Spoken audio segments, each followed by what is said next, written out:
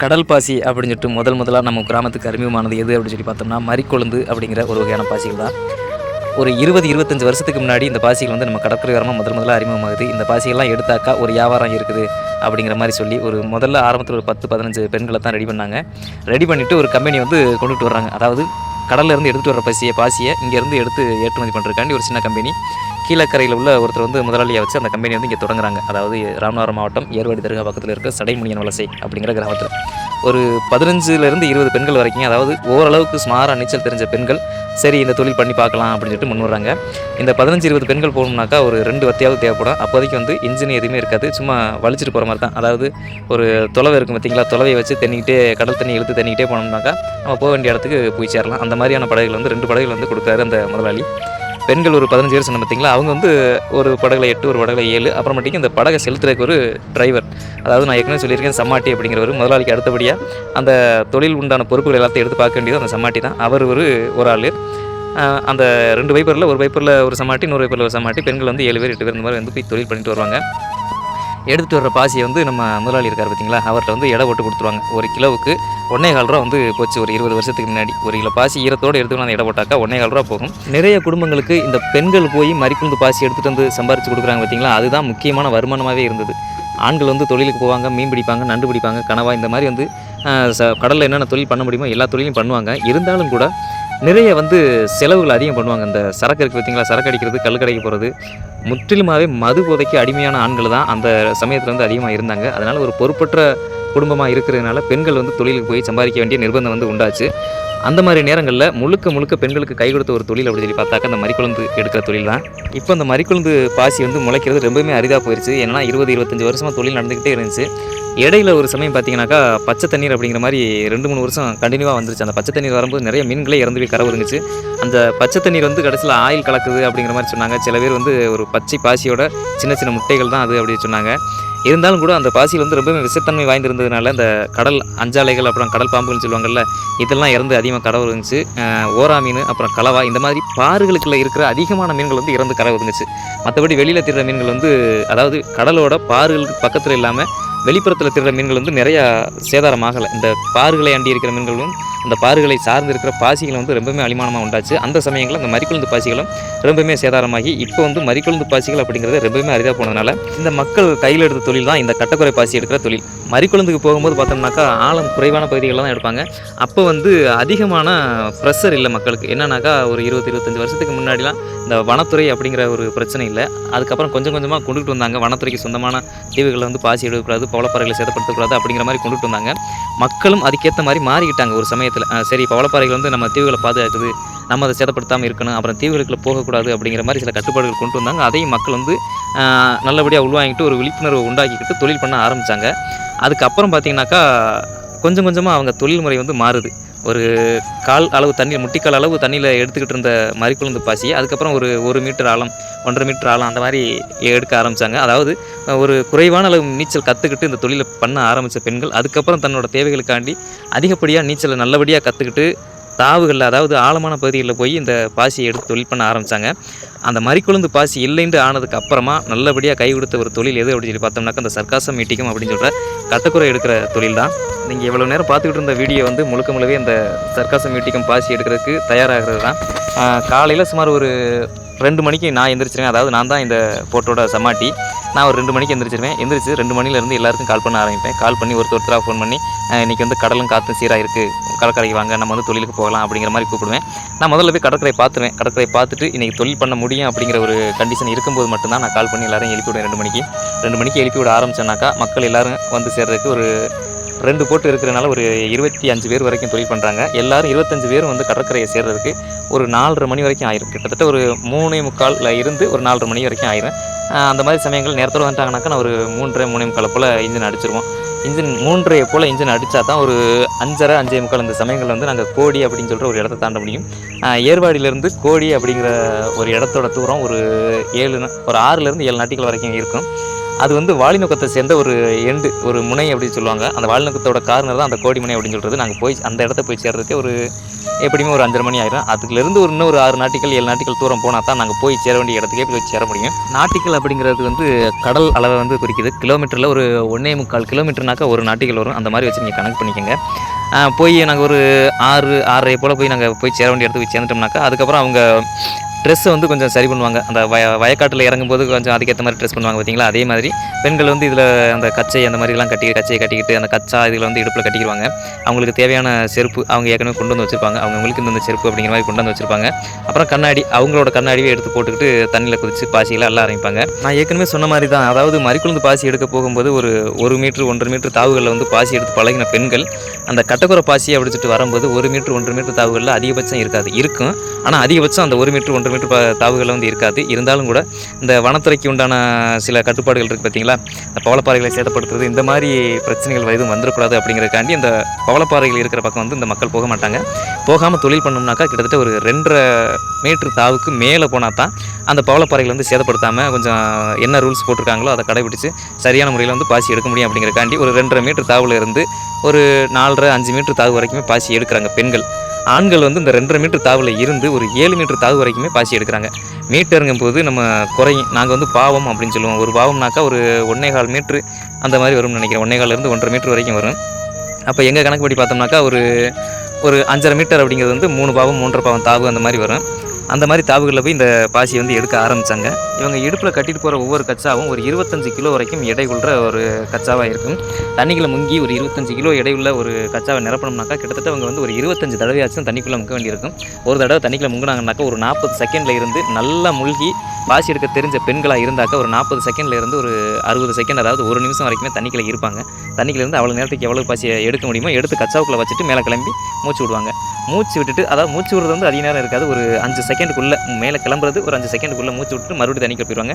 மறுபடியும் அதே மாதிரி ஒரு 30லேருந்து 60 செகண்ட் வரைக்கும் உள்ளே இருந்துட்டு பாசிகள் அள்ளி கச்சாவை நிறச்சிட்டு வருவாங்க. எப்படி பார்த்தாலும் ஒரு 25-30 தடவை இவங்க வந்து முங்கி பாசி எடுத்தால் தான் ஒரு கச்சா வந்து நிறைக்க முடியும். இந்த மாதிரியே நாங்கள் வந்து ஒரு 120லேருந்து 130 கச்சா வரைக்கும் ஒரு நாளைக்கு எடுப்போம் பாசி. இந்த பாசி எடுக்கும்போது எந்த வித பாரபட்சமும் இல்லை. சின்னவங்க, வயசானவங்க, பெண்கள் இந்த மாதிரி எந்த பாரபட்சமும் இல்லை. அவங்கவுங்களுக்கு எத்தனை கச்சா இருக்கோ எத்தனை கச்சா அள்ள முடியுமோ அவ்வளோ கச்சா அள்ளிட்டு வந்துடுவாங்க. யாராவது கொஞ்சம் ஸ்லோவாக அள்ளுறவங்க கச்சா எதுவும் மிச்சம் வச்சுருந்தாங்கனாக்கா சுற்றி இருக்கிற பெண்கள் வந்து போய் அந்த கச்சாக்களை வாங்கி அதையும் ஃபுல் பண்ணிவிட்டு எல்லோரும் ஒரே நேரத்தில் தான் வந்து வத்தையில் ஏறுவாங்க. இந்த நாங்கள் பாசி எடுக்கிற நேர காலங்கள் வந்து கோடை காலம் குளிர்காலம் அப்படிங்கிற 2 காலநிலையை பொறுத்து மாறுபடும். எப்படின்னா கோடை காலமாக இருந்துச்சுனாக்கா சீக்கிரமே விடிஞ்சிடும். ஒரு 5:30 5:45 விடிய ஆரம்பிச்சிடும். அந்த நேரங்களில் நாங்கள் தண்ணியில் இறங்க ஆரம்பிச்சிருவோம். அதுக்கேற்ற மாதிரியும் முன்னாடியே ப்ரிப்பேர் பண்ணிக்கிடுவோம். இப்போ நார்மலாக ஒரு 2 மணியை போல் ஆட்களை எழுப்புறேன் அப்படின்னு சொன்னாக்கா இந்த கோடை காலங்களில் வந்து ஒரு 1:30 மணிக்கே ஆட்களை எழுப்ப ஆரம்பிச்சிருவேன். வாங்க நம்ம கடலுக்கு போகலாம் அப்படிங்கிற மாதிரி எழுப்ப ஆரம்பிச்சோன்னாக்கா அவங்க வந்து நம்ம கடற்கரைக்கு வர்றதுக்கு ஒரு 2:30 3 மணிக்கு வருவாங்க. அப்போ 3 மணிக்கு இன்ஜின் அடிக்கும்போது நாங்கள் அங்கே போய் இறங்குற நேரமும் கொஞ்சம் சீக்கிரமாகவே இறங்கிடுவோம். ஒரு 5:30லேருந்து 5:45 தண்ணிகள் இறங்கி பாசி எடுக்க ஆரம்பிச்சிருவோம். அப்படியான நேரங்களில் வந்து நாங்கள் எல்லா கச்சாவும் ஏற்றி முடிக்கிறதுக்கு ஒரு 10:30 மணி ஆகும். மறுபடியும் திரும்ப அங்கேருந்து இன்ஜின் அடித்தோம்னாக்கா இங்கே வந்து ஒரு 2.5 மணி நேரம் 3 மணி நேரம் தான் கணக்கு. அங்கே இருந்து நாங்கள் போய் பாசி எடுக்கிற இடத்துலேருந்து கரை வந்து சேர்றதுக்கு ஒரு 2.5லேருந்து 3 மணி நேரம் ஆகும். எதற்காக இந்த அரை மணி நேர வித்தியாசம் அப்படின்னாக்கா நீரோட்டத்தையும் காற்றையும் பொறுத்து இன்ஜினோட வேகம் வந்து மாறுபடும். படகு ஓடியார வேகம் அந்த நீரோட்டத்தையும் காற்றையும் பொறுத்து மாறுபடும். நாங்கள் போகிறது எங்கள் ஏரியாவிலேருந்து மேற்கு நோக்கி போகிறதுனால கச்சாங்காற்று அடிச்சுனாக்கா எங்களுக்கு ஒரு அரை மணி நேரம் குறையும். நாங்கள் சீக்கிரமாகவே வீட்டுக்கு வந்துடலாம். அதே நேரத்தில் கொண்டக்காற்று அடிச்சுன்னு வைங்களேன், ஒரு அரை மணி நேரம் எக்ஸ்ட்ரா ஆகும். ஒரு லேட்டாக தான் நாங்கள் வந்து கரை சேர முடியும். அது வந்து நாங்கள் ஓடியார நேரங்கள் வந்து இந்த காற்றையும் நீரோட்டத்தையும் பொறுத்து மாறுபடும் அப்படிங்கிறது அதனால தான். இதையே நாங்கள் குளிர்காலத்தில் தொழிலுக்கு போகிறோன்னு வைங்களேன், குளிர்காலத்தில் தொழிலுக்கு போகும்போது நான் ஆட்களை எழுப்பும் போதே ஒரு 2லேருந்து 3 மணிக்கு மேலே தான் எழுப்பவே ஆரம்பிப்பேன்.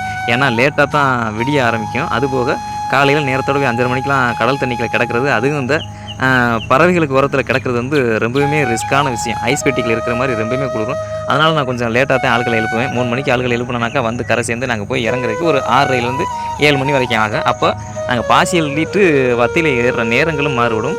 நாங்கள் வந்து பாசி பறிச்சுட்டு வீட்டுக்கு போகிற நேரங்களும் மாறுபடும். சில நேரங்களில் வந்து 6 மணி கூட ஆகும். அந்த அளவுக்கு நாங்கள் காலையில் ஒரு 3 மணியை கணக்கு பண்ணி இங்கேருந்து போனோம்னாக்கா வீட்டுக்கு வந்து சேர்றதுக்கு 6 மணி ஆகும். கிட்டத்தட்ட ஒரு 12 மணி நேரத்தை தாண்டி வேலை செய்கிற மாதிரி வரும். 12லேருந்து 13 14 மணி நேரம் வரைக்கும் வேலை செய்கிற மாதிரி வரும்.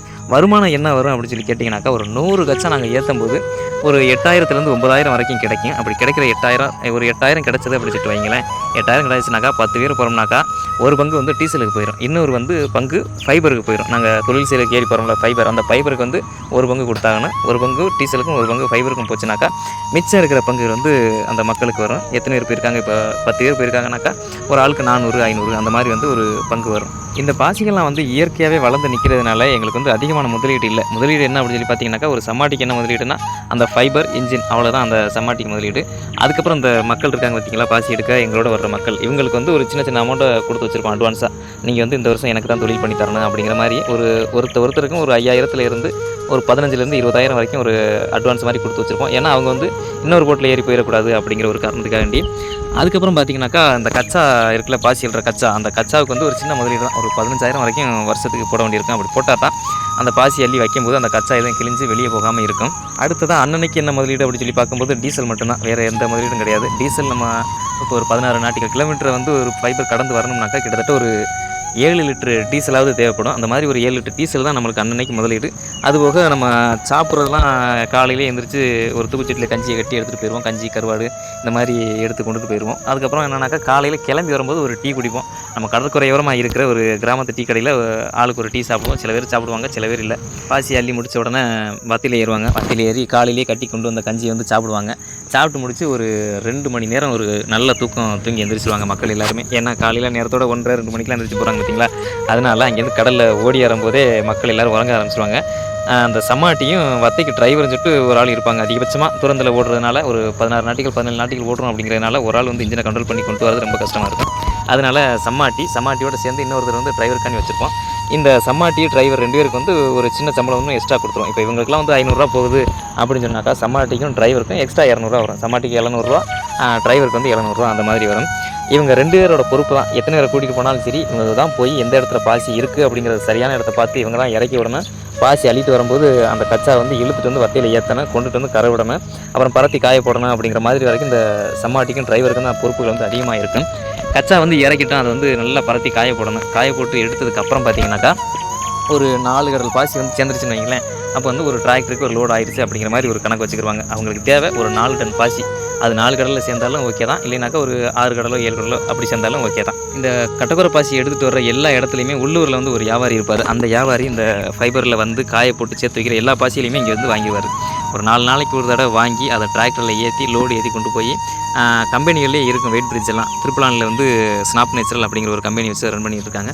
அந்த கம்பெனிக்கு தான் அதிகபட்சமான பாசிகள் வந்து எடுத்து கொடுத்துக்கிட்டு இருக்காங்க. அங்கேயே வந்து வெயிட் பிரிட்ஜெலாம் இருக்கும். ஃபஸ்ட்டு போகும்போது வெயிட் பிரிட்ஜில் இடம் போட்டுருவாங்க. அதுக்கப்புறம் அன்லோடிங் பண்ண உடனே எம்டி இடம் போட்டு பில் எடுத்து கொடுத்து விட்ருவாங்க. அதுக்கப்புறம் ஒரு ப்ராசஸ் நடக்கும். அது வந்து கம்பெனி ப்ராசஸ். அது என்ன அப்படின்னு சொன்னாக்கா, நம்ம கொடுக்குற பாசியிலேருந்து கொஞ்சம் கொஞ்சம் பாசி வந்து சாம்பிள் மாதிரி எடுத்து அதை வந்து காய போடுவாங்க. அவங்க வந்து 65% காய்ச்சலை வந்து கேட்பாங்க. நம்ம ஈரமாக எடுத்து வரோம் பார்த்தீங்களா, இந்த பாசி நல்லா பரத்தி விட்டு உலர போட்டு ஒரு 65% காய்ச்சலோடு கொடுத்தோம்னாக்கா அவங்க ஃபிக்ஸ் பண்ணி வச்சுருக்கிற விலையை வந்து சரியாக கொடுப்பாங்க. அப்படி இல்லை, இந்த பாசி வந்து இன்னும் கொஞ்சம் ஈரமாக இருக்குது, கல் மண் சகதி இந்த மாதிரி தேவையில்லாத பொருட்கள் இருக்குது அப்படின்னு சொன்னாக்கா, அது எத்தனை % கழியுதோ அதை எல்லாத்தையும் கழித்து எடுத்துகிட்டு அதுக்கப்புறமா அந்த கட்டக்குறைக்கு வந்து எவ்வளோ பில் வருமோ அந்த பில்லை வந்து அனுப்பி வைப்பாங்க. அது வந்து நம்ம சம்மாட்டி அப்புறம் டிரைவர் மக்கள் போகிறோம்ல இவங்களுக்குலாம் வராது. இந்த பில்லு வந்து உள்ளூர் வியாபாரி ஒருத்தர் இருக்கார் பார்த்தீங்களா, அவருக்கு தான் இந்த பில்லு போகும். அவர் வந்து ஒரு கணிசமான தொகையை வந்து கமிஷனாக எடுத்துக்கிட்டு மிஞ்சிற தொகைகளை வந்து மக்களுக்கு பிரித்து கொடுக்க சொல்லி இந்த ஓனர்ட்டையும் சம்மாட்டிட்டையும் கொடுப்பாங்க. அந்த சம்மாட்டிங்கிறவர் தான் மக்கள் வந்து முன்பணமாக எவ்வளோ வாங்கியிருக்காங்க அப்படிங்கிறதையும் கணக்கு பண்ணிவிட்டு, எத்தனை கடல் வந்திருக்காங்க, ஒரு கடலுக்கு எவ்வளோக்கு விழுவுது அப்படிங்கிறத கணக்கு பண்ணிவிட்டு மக்களுக்கு பில் போட்டு கொடுத்து கணக்குகளை முடிப்பார். பொதுவாகவே மற்ற இடங்களில் பார்த்தோம்னாக்கா ஆண்களுக்கு ஒரு சம்பளம் இருந்துச்சுனாக்கா அந்த சம்பளத்திலேருந்து ஒரு 100-200 குறைவான சம்பளம் தான் பெண்களுக்கு கொடுப்பாங்க. ஆனால் இந்த கட்டக்குறை எடுக்கிற தொழில் வந்து அப்படி கிடையாது. இப்போ நம்ம மத்தியில் வந்து மொத்தம் ஒரு 10 பெண்கள் வர்றாங்க, 2 ஆண்கள் வர்றாங்க அப்படின்னு சொன்னாக்கா அவங்க வந்து டிரைவருக்காக நீ மட்டும்தான் ஒரு 200 எக்ஸ்ட்ரா கொடுப்பாங்களே தவிர, எத்தனை ஆண்கள் வந்து பாசி அள்ளினாலும் பெண்களை விட அதிகமான பாசி அள்ளினாலும் கூட எல்லாருக்குமே ஒரே வருமானம் தான். 500 தான் ஒரு ஆளுக்கு பங்கு அப்படின்னு சொன்னாக்கா பெண்களுக்கும் 500 தான், ஆண்களுக்கு 500 தான். இந்த மாதிரி தான் கணக்கு பண்ணி கணக்கு முடிப்பாங்க. இந்த சர்க்காசம் பாசியிலேருந்து என்னென்ன பொருள் எடுக்கிறாங்க அப்படிங்கிறது அந்தந்த கம்பெனிகளை பொறுத்தே மாறுபடுது. சில கம்பெனிகளில் சோடியம் அல்ஜினேட் அப்படிங்கிற ஒரு பொருள் எடுக்கிறாங்க. அது வந்து ஜீரண சக்திக்கு உதவுது அப்படிங்கிற மாதிரி சொல்கிறாங்க. சில கம்பெனிகளில் நம்ம சின்ன குழந்தைங்க சாப்பிட்ற ஜெல்லி மிட்டாய் இருக்குது பார்த்தீங்களா, அந்த ஜெல்லி மிட்டாயில் சில பொருட்களை சேர்க்கறதுக்காண்டி வாங்குறாங்க. இன்னும் சில கம்பெனிகள் என்ன செய்கிறாங்க அப்படின்னு சொல்லி பார்த்தோம்னாக்கா, சாய பொருட்களுக்காண்டி இந்த சர்க்காசம் மீட்டிக்கும் பாசியை வாங்குறாங்க. சில கம்பெனிகளில் உரங்களுக்காக வாங்குறாங்க. இந்த உரங்களை வந்து நம்ம ஆளுகளே சில பேர் வாங்கி கொண்டாந்து பயன்படுத்திலாம் பார்த்துருக்காங்க. தென்னை மரம் அப்புறம் அந்த மிளகாய் செடி இருக்குது பார்த்தீங்களா, இந்த மாதிரி செடிகளுக்கெல்லாம் வந்து பயன்படுத்தி பார்த்துருக்காங்க. நல்ல வளர்ச்சி தருது அப்படிங்கிறதெல்லாம் அந்த நம்ம கட்டக்குறை ஏற்றிட்டு போவார் பார்த்தீங்களா டிரைவர், அந்த டிரைவர் சொல்லி நான் கேள்விப்பட்டிருக்கேன் நிறைய இடங்களில். இங்கே ஏர்வாடியில் இருக்கிற பெண்கள் மட்டுமே வருஷத்துக்கு 500 டன் வரைக்குமான பாசிகளை எடுத்து கம்பெனிகளுக்கு ஏற்றுமதி பண்ணுறாங்க. சரியாக ராமநாதபுரம் மாவட்டத்தில் மட்டுமே ஒரு 2500 பெண்கள் வரைக்கும் இந்த கட்டக்குறை தொழிலை மட்டுமே நம்பி வாழ்ந்துக்கிட்டு இருக்காங்க. ஆரம்ப காலங்கள்ல என்ன பிரச்சனை அப்படின்னு சொல்லி பார்த்தீங்கன்னாக்கா, சரியான விழிப்புணர்வு இல்லாம, சில மக்கள் என்ன செய்வாங்கனாக்கா, அந்த பவளப்பாறைகள் இருக்கு பார்த்தீங்களா, அந்த பக்கம் போயிருவாங்க. அந்த பக்கம் போயிட்டு ஆழம் குறைவான பகுதிகளா இருந்துச்சுனாக்கா, சில பவளப்பாறைகள் வந்து சேதமாகும். அதுக்கப்புறம் இன்னொரு பிரச்சனை என்ன அப்படின்னு சொல்லி பார்த்தோம்னாக்கா, தீவுகளுக்குள்ள போயிருவாங்க. தீவுகளுக்குள்ள போறது வந்து 1972ல இருந்தே தடை செய்யப்பட்டிருக்கு. அதாவது 1972ல வனவிலங்கு சட்டம் இயற்றுனாங்க. 86ல வந்து இந்த தீவுகள எல்லாத்தையுமே தேசிய பூங்காவா அறிவிச்சுட்டாங்க. அறிவிச்சதுக்கு வந்து அப்புறமா இந்த பொதுமக்களும் சரி, மீனவ மக்களும் சரி தீவுக்குள்ள போகக்கூடாது, பவளப்பாறைகள எடுக்கக்கூடாது. பவளப்பாறைகளுக்கு அருகில இருக்கிற அட்டைகள், அப்புறம் சில வகைப்படுத்தப்பட்ட விலங்கினங்கள் இருக்குது. அதாவது இந்த பொருட்களெல்லாம் பிடிக்கக்கூடாது அப்படின்னு சொல்லிட்டு கடலுக்குள்ளேயே வகைப்படுத்தப்பட்ட விலங்கினங்களும், மீன்களும் இருக்குது. அந்த பொருட்கள வந்து சில நேரம் சேதப்படுத்த ஆரம்பிச்சுட்டாங்க. அதாவது அது அவங்களோட சரியான விழிப்புணர்வு இல்லாமயே இதெல்லாம் பண்ண ஆரம்பிச்சுட்டாங்க. ஏன்னா அவங்க வந்து அவங்களோட தாத்தா, அவரோட தாத்தா அப்படின்னு சொல்லிட்டு காலங்காலமா அந்த தீவுகள வந்து இவங்களோட வசிப்பிடமாவே வச்சுக்கிட்டு இருந்தாங்க. நல்லதண்ணி தீவுகள்லாம் நெறைய குடும்பங்கள் இருந்ததாகவே இன்னமும் சொல்றாங்க. அந்த நல்லதண்ணி தீவுகள்ல இன்னுமே நூற்றுக்கணக்கான ஆடுகள் வாழ்ந்துகிட்டு இருக்கதான்னு சொல்லிக்கிட்டு இருக்காங்க. அங்கே வந்து பெரிய கோயில் இருக்கிறதா சொல்றாங்க. இந்த மாரி தீவுகள வந்து அவங்களோட வசிப்பிடமா பயன்படுத்திட்டு வந்த மக்கள் கொஞ்சம் கொஞ்சமா மாறுறதுக்கு நெறைய காலங்கள் வந்து எடுத்துக்கிட்டாங்க. அப்படி தொழிலுக்காக போற மக்கள் தீவுகளுக்குள்ள போறதுனாலயும், சில நேரம் பவளப்பாறைகள எடுத்து சேதப்படுத்துறதுனாலயும், வனத்துறை அதிகாரிகள் வந்து நெறைய தடவ அரெஸ்ட் பண்ணி கொண்டு போயிருக்காங்க. கொண்டு போயிட்டு அவங்களுக்கு என்ன ப்ராசஸோ அத பண்ணி சில நேரம் ஃபைன் பண்ணுவாங்க. சில நேரம் பெரிய பிரச்சனை எதுவும் இல்லைன்னாக்கா வார்ன் பண்ணி அனுப்புறது. இந்த மாரி வந்து கொஞ்சம் கொஞ்சமா இந்த மக்களையும் மாத்துனாங்க. அதாவது நம்ம நாட்டோட சட்டம் இதுதான் அப்படின்னு சொல்லிட்டு புரிய வச்சு அந்த மக்களையும் கொஞ்சம் கொஞ்சமா மாத்தி, இப்போ இருக்கிற மக்கள் வந்து ஓரளவுக்கு தெளிவா இருக்காங்க. அந்த பவளப்பாறைகள் இத வந்து சேதப்படுத்தக்கூடாது. அப்புறம் ஐவரளி சங்குகள் வந்து சில வகைகள் இருக்கு. அதுகள வந்து எடுக்கக்கூடாது. அட்டைகள வந்து எடுக்கவே கூடாது. குதிரைமுள்ளி இந்த மாதிரியான சங்குகள், டால்பின்கள வந்து பிடிக்கிறது, சேதப்படுத்துறது கூடாது. அப்புறம் ஆமைகள வந்து பிடிக்கக்கூடாது. ஆமை முட்டைகள வந்து எடுக்கக்கூடாது. இந்த மாதிரி வந்து நிறைய விழிப்புணர்வு வந்து மக்களுக்கே வந்து மக்களே வந்து இதையெல்லாம் வந்து எடுத்து சொல்ற அளவுக்கு ஆனதுக்கப்புறமா, இப்போ அதுக்கப்புறம் ஃபாரஸ்ட் அதிகாரிகளும், சில யூனியன்ல உள்ள தலைவர்களும் சேர்ந்து மக்கள் எல்லாரையும் சேர்த்து கூட்டம் போட வச்சு, நீங்க செய்ற தொழில வந்து சரியா பண்ணுங்க அப்படிங்கிற மாரி சொல்லிட்டு, ஒரு 2020ல இந்த மீனவ பெண்களுக்கு வந்து ஒரு அடையாளமா ஒரு அடையாள அட்டையும் குடுக்குறாங்க. ஆண்களுக்கு வந்து முன்னாடி இருந்தே அடையாள அட்டைகள் இருக்கு. மீனவர்களுக்கு அடையாள அட்டைகள் முன்னாடி இருந்தே ஆரம்ப காலங்கள்ல இருந்தே இருக்குது. அதுக்கப்புறமா 2020க்கு அப்புறம் தான் போதுமான விழிப்புணர்வு வந்ததுக்கு அப்புறம் இந்த அடையாள அட்டைகள வந்து பெண்களுக்கு குடுத்து நீங்க வந்து பாசி எடுக்கலாம் அப்படிங்கிற மாரி ஒரு அனுமதிய குடுத்து வச்சிருக்காங்க. இதற்கு அடுத்தபடியா மக்களுக்கு இருக்கிற பெரும்பாலான பிரச்சனை என்ன அப்படின்னு சொல்லி பார்த்தோம்னா, இவங்க தண்ணீரோட அடியாழத்துக்கு போய் பாசி எடுக்குறாங்க பார்த்தீங்களா? அந்த மாதிரி நேரங்கள்ல அவங்களோட காது ஜவ்வுகள் வந்து கிழிய ஆரம்பிச்சிரும். சுமாரான ஆழம் தாவு அப்படின்னு சொன்னாக்கா பிரச்சனை இல்ல. பிரஷர் வந்து கம்மியா தான் இருக்கும். ஒரு 2 1/2 பாவம், 3 பாவம் அப்படிங்கிற மாரி தாவுகள்ல போய் பாசி எடுக்கும்போது அந்த காது ஜவ்வுகள் 2 கிழிய ஆரம்பிச்சிரும். அந்த மாரி நேரங்கள்ல என்ன ஆகும்னாக்கா, வெளியில இருக்கிற தண்ணீர் வந்து காது வழியா உள்ள ஏற ஆரம்பிச்சிரும். ரத்தம் வந்து வெளியில வர ஆரம்பிச்சிரும். அந்த நேரங்கள்ல வந்து மயங்கி வந்து சில பேர் தண்ணிக்குள்ளேயே கிடந்துருவாங்க. இந்த மாரி நேரங்கள்ல பக்கத்துல யாராவது இருந்தா மட்டும் தான் அவங்கள காப்பாத்தி கரை கொண்டாந்து சேர்க்க முடியும். பக்கத்துல யாரும் இல்லைனாக்கா, அவங்க இறந்து போறதுக்கு உண்டான சான்ஸ்கள் வந்து அதிகமாவே இருக்கு.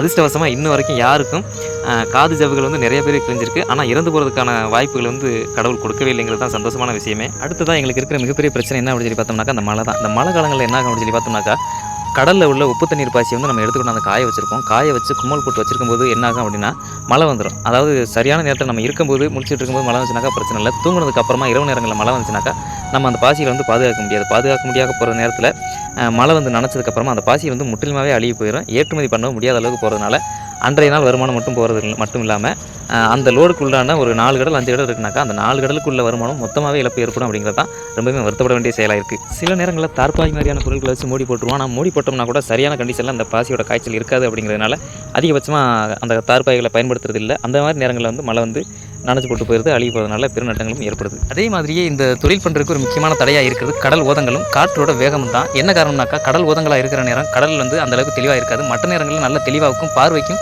நல்ல வெளிச்சமாகவும் இருக்கிற கடல், இந்த கடல் ஓதங்கள் தட்டுற நேரம் வந்து கடல் ரொம்பவுமே கலக்காயிரும். கம்மா தண்ணீர் பார்த்தீங்களா, அந்த மாதிரி ஆயிரும். அந்த மாதிரி நேரங்களில் இந்த பாசி எந்த இடத்துல இருக்குது அப்படிங்கிறது வந்து நம்மளுக்கு தெரியாமல் போகிறதுனால, இந்த பாசியில் எடுக்க முடியாமல் போகும். அப்படிங்கிறதுனால நாங்கள் வந்து கடலுக்கு போகிறது கிடையாது. அடுத்ததாக காற்றோட வேகம் வந்து அதிகமாக இருக்கும்போது நாங்கள் கடலுக்கு போக முடியாது.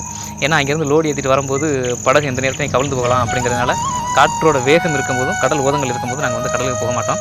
எப்படி பார்த்தாலும் மாதத்தில் ஒரு 15 நாள் வரைக்கும் இந்த கடல் ஓதங்களும் காற்றோட வேகம் வந்து இந்த தொழிலை வந்து தடை பண்ணிடும். ஒரு 15லேருந்து 20 நாள் வந்து நாங்கள் கிளியராக தொழில் பண்ண முடியும். இப்படியே ஆகஸ்ட்டில் தொடங்கி நாங்கள் ஏப்ரல் 1 வரைக்குமே தொழில் பண்ணுவோம். அதுக்கப்புறம் ஒரு 3 மாதம் வந்து நாங்களாக தடைக்காலத்தை ஏற்படுத்திக்கிறோம். எதுக்காகனாக்கா அந்த பாசிகள்லாம் நல்ல முறையில் வளர்ந்து வரணும் அப்படிங்கிறதுக்காண்டி தான்.